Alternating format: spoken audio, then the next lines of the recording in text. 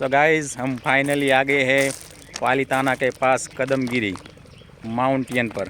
देखिए यहाँ का नज़ारा बहुत ही शानदार है।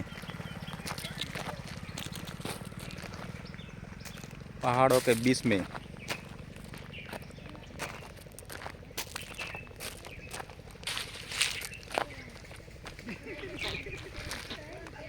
ऊपर जाकर हम आ गए हैं। अब नाश्ता करने के लिए हम यहाँ पर बैठे हैं भोला जी के साथ।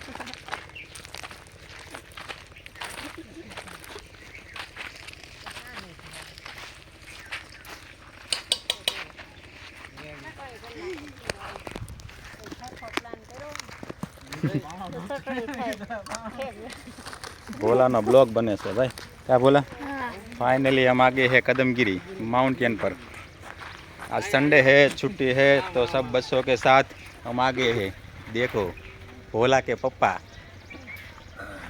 ए छोटू बोल आने दो।